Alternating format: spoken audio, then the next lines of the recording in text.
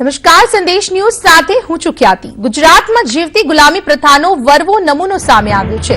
કાળી મજૂરીની આકરી સજા મળી છે। પશુઓની સાંકળે બાંધેલી છે 3 જિંદગી।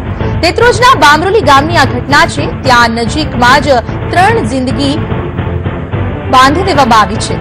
નજીવી રકમની વસૂલી ન થતા તેઓને બાંધવામાં આવ્યા છે, બંધક બનાવવામાં આવ્યા છે। પોતાના જ ખેતરમાં કામ કરતા શ્રમિકો પર અત્યાચાર ગુજારવામાં આવ્યો છે। પશુઓને બાંધવાની સાંકળથી 5 દિવસથી આ 3 શ્રમિકોને બાંધી રાખવામાં આવ્યા છે। ગ્રામીણ ગુજરાતમાં આજે પણ ગુલામ જીવી રહ્યા છે। આ 3 જે પ્રમાણે આપ જોઈ શકો છો, માનસિકતા છતી થાય છે જમીનદારની।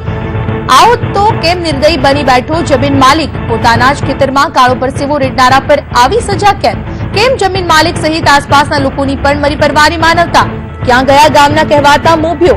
ક્યાં ગયા વાતે વાતે પોતાને સમાજના રખેવાળ ગણાવતા દંભીઓ?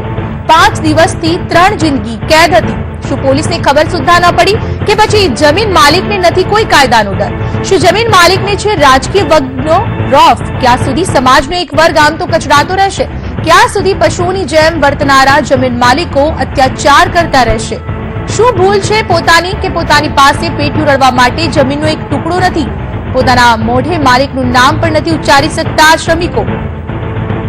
આપ જોઈ રહ્યા છો દ્રશ્યોમાં જે પગે બાંધેલી પેઢીઓ છે, પશુઓને બાંધવાની સાંકળેથી આ તમામ 3 શ્રમિકોને બાંધી દેવામાં આવ્યા છે। જમીન માલિકની આ બર્બરતા સામે આવી છે। કાળી મજૂરી કરી પેટ્યું રળતા શ્રમિકોને આવી રીતે શા માટે બાંધવામાં આવ્યા છે તે જાણવું ખૂબ જરૂરી છે। હવે અમારી એક ભૂલ થઈ ગઈ। અમે અહીંથી કામ કરતા તો પૈસા માગે અમારે જોઈ અને અમે આવી ગયો, એટલી ભૂલ થઈ ગઈ એટલે અમે હાથમાં એટલે બાંધી દીધું। કેટલા દિવસથી બાંધેલા છે? 4-5 દિવસ। 5 દિવસથી બાંધેલા। કોને બાંધા છે? અમારે તઈ કોણ હે બાંધવાળું? કોણ તમને? એ પૈસા માંગતા હોય છે। કોણ? શું નામ હે? શું નામ છે? બોલ